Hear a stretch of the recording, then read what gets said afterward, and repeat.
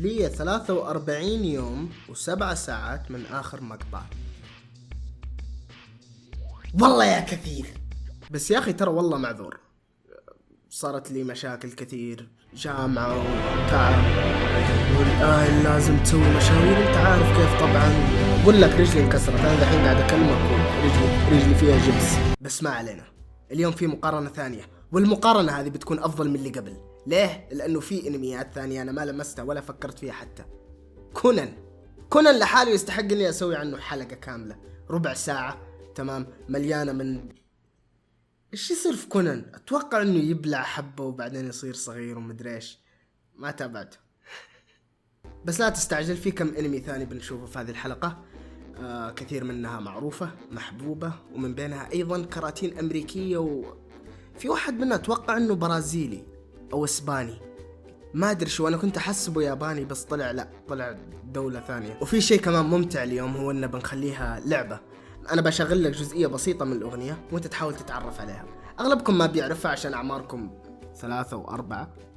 بعد ما نلعب اللعبة هذه بيصير في مقارنة. المقارنة هذه حسب رأيي أنا الشخصي وما لها دخل فيك، يرحم أمك لا تعصب عشان فضلت العربية على اليابانية والعكس. تمام، أنا ماني فاضي ترى، والله مرة مصدع وجاي من إجازة طويلة شهر وأسبوعين، ما تقول لي حرفين بالتعليقات أبكي. المهم خلينا نبدأ ونشوف أول أغنية. عرفتها؟ ما أحتاج. سيمبا. هل شاهدتم ذئبا في البراري يأكل أخاه؟ الكل يعرفها. هذه الأغنية أول مرة سمعتها كان عمري 3 سنوات، وللآن حافظها كذا، حافظ كل لحن، مستحيل أنساها. بس فيلم الكرتون هذا مو زي الأغنية حقته. بينما الأغنية رهيبة وزي الذهب ما يأثر عليها الزمن، الكرتون زي الحليب إذا تركته في الشمس. يا شيخ كرتون كان يسوق أمها. أول شيء الحيوانات كلها طيبة تحب بعض، سيمبا ابن اللبو الأسد محلق قزع، والشرير الوحيد كان نمر. بالله عليك النمر ايش يفرق بينه وبين الاسد؟ مو كلهم اذا شافوك ماشي يستغربوا. اقول لك الغدا ايش ابو لابس نعال مسوي يضحك على مخي. اسد وذيب ونعامه جالسين مع بعض، تجي اللبوه تقهويهم، ابو الكذب واحلام العصر دي. يوم بحثت عنه عشان اشوف منه شوي ما لقيت الا نسخه هنديه. आदियो राजा हमारे बीच में नहीं रहा और इस दुख की घड़ी से बाहर निकलकर تابعت شويه من الحلقه، اكتشفت ان النمر شريخان عنده الهاكي الملكي. इसका अंजाम पता है तुम्हें؟ وحرفيا ممثل الصوت هذا انا اعرفه، هذا نفس صوت حلاق كنت اجي قبل اكتشف انه اذا بعدت كوعك عنه بيجيب لك كريم. بس مو موضوعنا هذا. تقييم الفيلم الكرتون بعد ما تابعته وانا كبير 3 من 10. الشيء الوحيد اللي مصبرني هو اني اعرف اذا شريخان بيحصل ون بيس ولا لا. اما الاغنية 9 من 10 ومرتبة الشرف. انا بيكون عمري 80، عجوز شايب، ولسه لو اسمعها بارجع ادمع لانها جزء ضخم من طفولتي. والله اوريدي المنافسة قوية. خلينا نشوف الاجنبية كيف.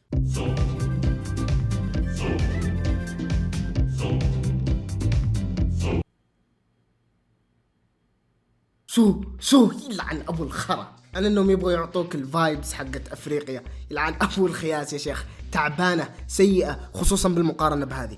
انا ما راح اتعب نفسي ولا راح اتكلم بكثرة عنها لانها اقسم بلا مضيعة صوت. اعطي النقطة لنا. اللي بعده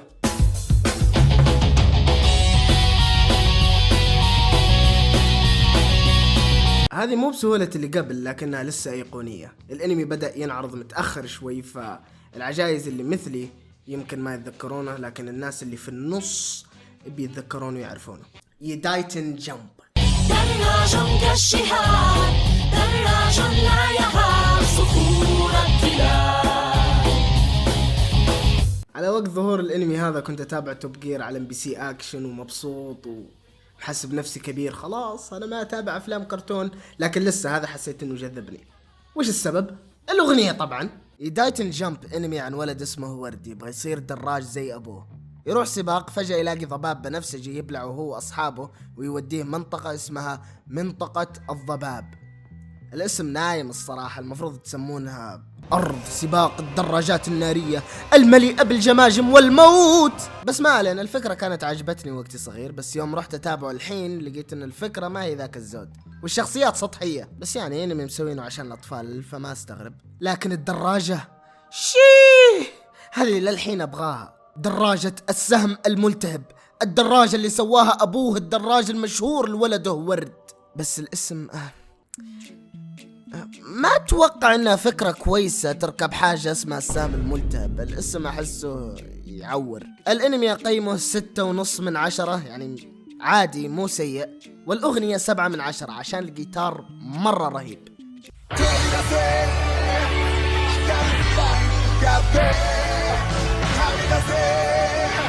توبيراسي والله مرة ما في منافسة. قال لك توبيراسي، أعطينا النقطة وأنت ساكت يا شيخ. والله يا لحنها كيف أشرح لك يا أخي؟ ليش مو عجبتني؟ لحنها قابل للنسيان بشكل ضخم. والله أنا قاعد أكلمك دحين وأنا ناسي اللحن، ماني متذكر إلا توبيراسي لأنها تضحك، مو زي العربية أبدا. نقطة لنا. أيوة زي كذا، خلينا ماشيين كويس وقاعدين نجلد فيهم بس كذا. استا. اوكي ايش عندنا بعده؟ اوه شيت.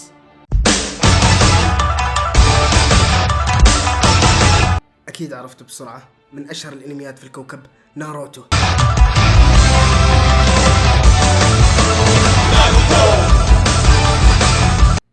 بس ليه انا خايف من ناروتو؟ لاني اعرف اليابانية، اعرفها زين. انا الحين في معضلة، ماني عارف اختار اي اوبننج. بعضها اذا اخترتها انا عارف انها بتفوز، وبعضها عارف انها بتخسر، فبالتالي ما راح يكون من العدل اني اختار، فسويت هذه العجلة.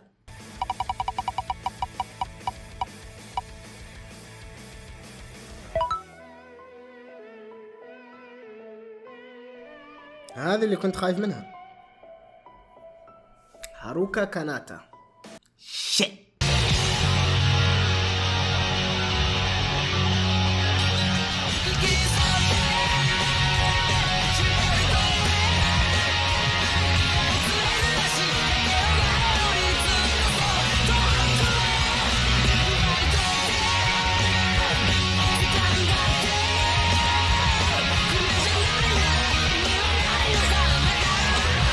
يحتاج اتكلم، بالله يحتاج اتكلم، اقسم بالله تمسح فيها البلاط تقضي عليها، ما في اي منافسة حتى، ما في. يا اخي رهيبة رهيبة رهيبة، كل مرة اسمعها حتى الان ابغى ارجع واعيد ارك اختبارات تشونن. والله العربية مرة خايسة مقارنة فيها، فالنقطة تروح اليابانية للأسف. اللي بعده والله مرة سهلة، مرة سهلة، بس لسه إذا عرفتها أنت تعتبر صديقي، لأنه هذا كان أفضل فيلم كرتون بالنسبة لي، رهيب جدا ما يحتاج تعريف. باتمان. الحارس الذي لا يهادن الشر، من كفه انطلق مثل بارق مر. يا أخي فيلم الكرتون هذا ترى حصل جوائز ما تخلص، جوائز مسلسلات كبار. الحارس الذي لا يهادن الشر، كافي انطلق مثل بارق مر، عبر الطريق نحو الحقيقة فلا مكان للسر، لبطلنا روح أمينة تكتشف اليقين، ضوء نار صدينا حينا يبدو ويختفي حين تلك إشارة باتمان. نسيت اني كنت قاعد اصور مقطع. افضل شيء نعرض على سبيستون، افضل شيء نعرض على سبيستون. صاحبي قال لي انه افضل منه عهد الاصدقاء، صفقت وكف مات. فاذا ما عمرك تابعت وقتك طفل، روح عند حكومتك وقول لهم ابغى تعويض الطفولة الخرب، يعطوك تعويض مالي وقدره. اسمع بس اسمع. 10 هالأغنية 10/10، هالأغنية 10/10. كمية إبداع تخلي بيتهوفن يقول أيوة هذا اللي أنا كنت أبغى أوصل له. بس أول شيء خلينا نشوف الأغنية الأمريكية.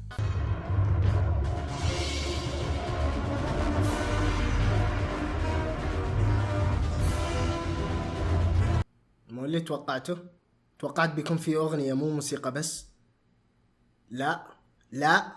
لا حتى ما فيها الشكشكة. فين الشكشكة؟ ودام انه ما في شكشكة تتوقع اني بعطي النقطة لمين؟ كف على المايك اعطينا احنا النقطة. انا ابغى هز جيب لي منسق كلاسيكي لعن ابو الخرا، انا ابغى شكشك. نقطة لنا ونقرب من الفوز. اللي بعده هذه ايش؟ اذا عرفتها لازم تحط لايك ترى، ها؟ ضروري. كونان، الانمي اللي كل احد هنا يعرفه، بس لو تروح عند امريكا وتقول لهم كونان يقولون لك هذا ولا كاميرات كانون، ناس بلا حضارة. صحيح اني تابعت 10 حلقات منه بس، لكني اعرف كل شيء عنه تقريبا. يكتشف الغامض والمثير، يستنتج بالعقل الكثير.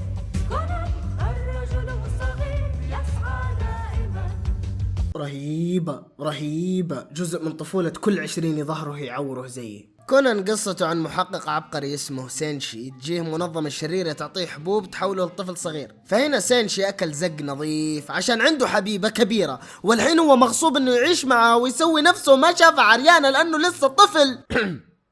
ما أتوقع هذه أكبر مصايب، ولا أنه الحين ما يقدر يفضح نفسه يكشف أنه المحقق سينشي. المهم يروح مع حبيبته وأبوها على أنه فرد من عائلتهم، والعائلة هذه أتوقع أنها مصابة بلعنة الشيطان شخان زق، عشانهم كل ما يدخلون قرية هلك أحد أهل هذه القرية. حرفيا كل ما يروحوا مكان جريمة ويقعدون يحققون بالجريمة. طبعا كونان ملقوف ولازم يقفط كل مجرم يشوفه، ما يقدر يسيب السجن فاضي شوي، فيقعد يحقق ويفتش حتى يعرف كم مرة تدخل حمام، ايش لون سرتك، واسم الدلع اللي نادوك فيه اهلك لمدة اسبوع في 2012. فيسوي حركة وهي انه ياخذ ادوات من بروفيسور زي اداة تغيير صوت وابر مخدرة وقرنبع ثاني، ويستخدمها على ابو حبيبته توغوموري اللي فجأة يغمى عليه عند كل قضية ويقعد يكب العشاء حق المجرم. حسنا يا سيد موسى حسن، أنت تقول أنك أقفلت باب المنزل عندما خرجت، ولكن عندما دخلت الآنسة كمبروطي رأت باب الحمام مفتوحا، وعلى الأرض قطعة زجاج عليها رائحة المرهم الذي أعدته والدتك لك عندما كنت رضيعا، مما يثبت أنك أنت هو القاتل. قد كذبت، تلك ليست رائحة المرهم، فرائحة المرهم ليست قذرة. كنت أظن ذلك حتى تذكرت رائحة حليب أمك. إنك حقا محقق بارع، لم أكن أظن أنك أخي من الرضاعة. اللي قاعد أحاول أقوله إنه الإنمي يسوق أمها، وهذا كله عشان اللي يتكلم مو توغوموري ذا، اللي يتكلم سينشي. توغوموري ترى مرة غبي وكل قضية يفهمها غلط. المهم من قصة الانمي وصلت. بس كونان لو انه من جد ذكي بدال ما يسوي هذا كله كان استخدم اداة الصوت عشان يخرفن له ملياردير بعدين يخدره بالابر يسرق فلوسه، ولا بس انا اللي تفكيري اجرامي؟ اتوقع لو اني في عالمهم كان انقفضت من بداية الحلقة. بس تدري انه بالنسخة الاصلية يقولون ان توغوموري سكران مو نايم، معلومة ما راح تفيدك باي شيء بحياتك. التقييم الانمي 8/10، كويس وممتع بس مرة طويل. 1000 حلقة 1000 حلقة، كم جريمة حصلت؟ سكان اليابان كلهم خلصوا ترى. بس الأغنية أموت فيها، هذه 9/10، مرتبة الشرف. عارف إن بعضكم ما لحق على الانمي، بس ترى الميم هذا يستخدم موسيقى منه.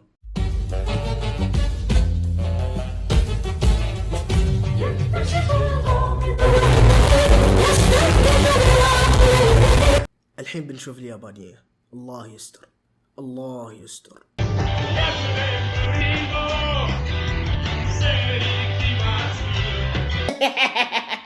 كويس، الأغنية خايسة زي الزفت. ناخذ نقطة. انت عارف هذا ايش؟ هذا برزيرك، افضل مانجا في كوكب الارض ولا عزاء للبقية. والحين بنشوف الأغنية العربية كيف بتكون ان شاء الله.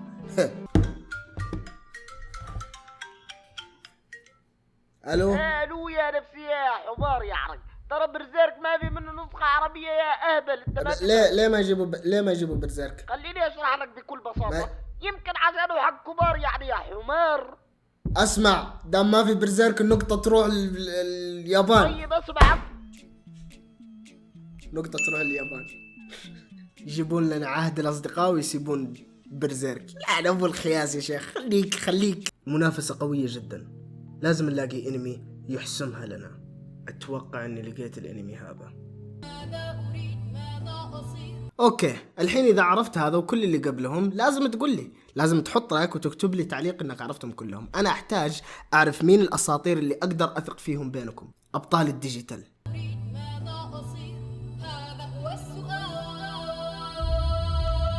دقيقة،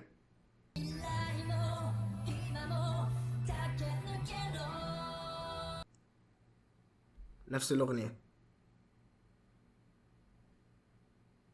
وإذا كانوا نفس الأغنية بس لغة مختلفة بعطي النقطة للي جاب الأغنية أول، واللي جاب الأغنية أول هم اليابانيين. أسمع، كنسل المقطع، للأسف الشديد ما أقدر أخليهم هم إيش هذا الصوت؟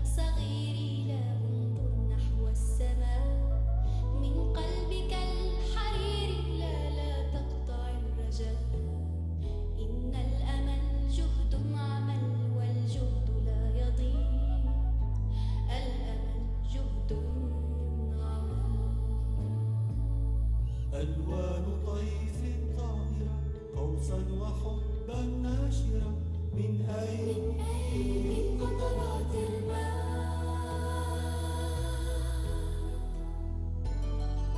تعاونت قطرات في قلبها نبض مليء بالحياة تماسكت تعاونت كن مثلها تعاونت قطرات في قلبها اسمع،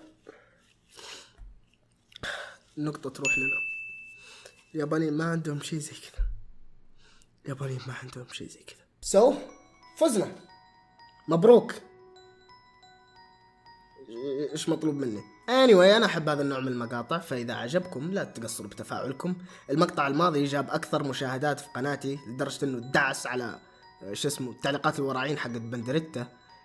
هذاك كنت مرة مبسوط فيه. 2700 ابن الكلب اللي قبل راح جاب 8000 تقريبا. ايش القوة ذي يا شيخ؟ لانه ترى طبيعي اذا انت يوتيوبر وشفت التفاعل ناقص على نوع معين من المقاطع ما راح تنزل زيادة منه، لانه هي تجربة وتغيير. بكل بساطة تجرب شيء ما ضبط تغير.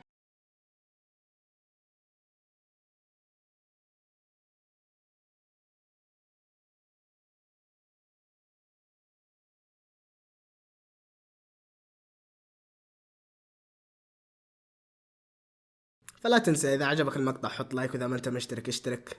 معليش على السحبة again. بننزل مقاطع الفترات الجاية قبل الاختبارات. طبعا إذا جات الاختبارات بقطع كمان، لا تخاف، بقطع كثير كمان. مع السلامة.